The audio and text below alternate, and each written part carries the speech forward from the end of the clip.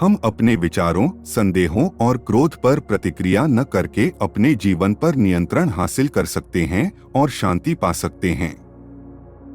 उदाहरण के लिए, यदि कोई आपके बारे में नकारात्मक टिप्पणी करता है, तो क्रोध या दुख के साथ प्रतिक्रिया करने के बजाय आप प्रतिक्रिया न करने का विकल्प चुन सकते हैं, जिससे आपकी शांति और संयम बना रहेगा।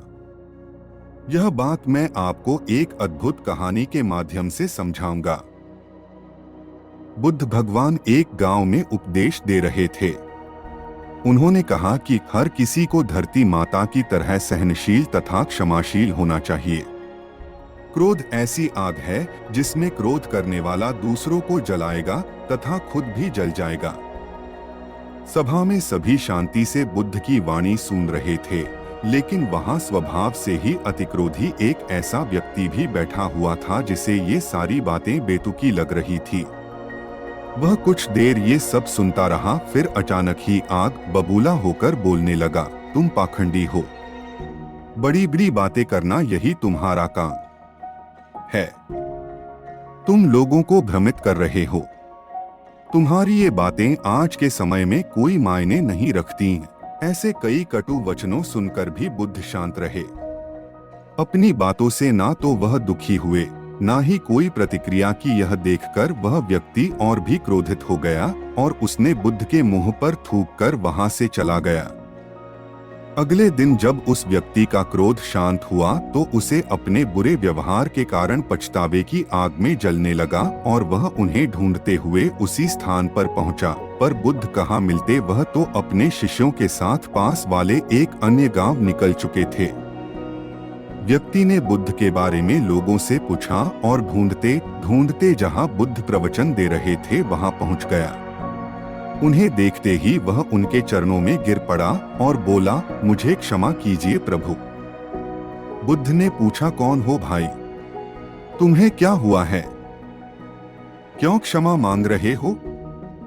उसने कहा, क्या आप भूल गए?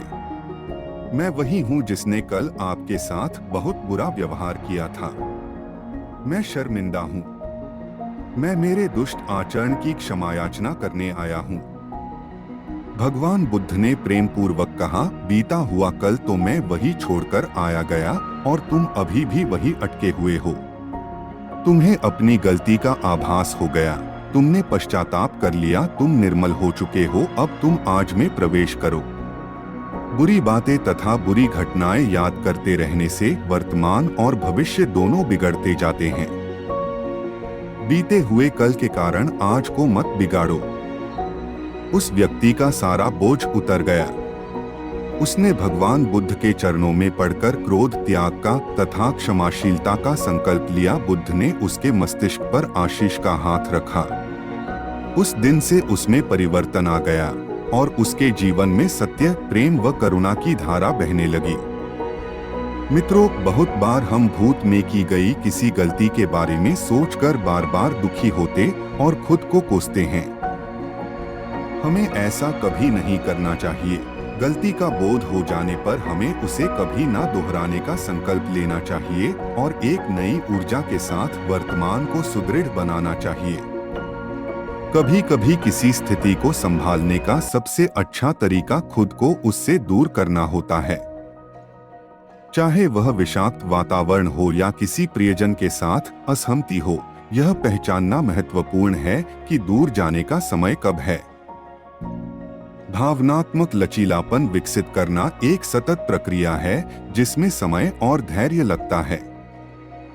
आत्मदेखभाल का अभ्यास करना और सकारात्मक लोगों का एक समर्थन नेटवर्क बनाना असफलताओं पर विजय पाने और एक व्यक्ति के रूप में विकसित होने में मदद कर सकता है। याद रखें, अंतिम लक्ष्य अपने रिश्तों को बेहतर बनाना और अधिक संतुष्टिपूर्ण जीवन जीना है।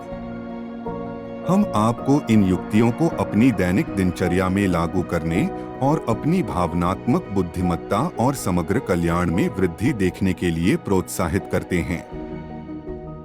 अगर आपको यह वीडियो पसंद आए तो कृपया लाइक, शेयर और सब्सक्राइब करें।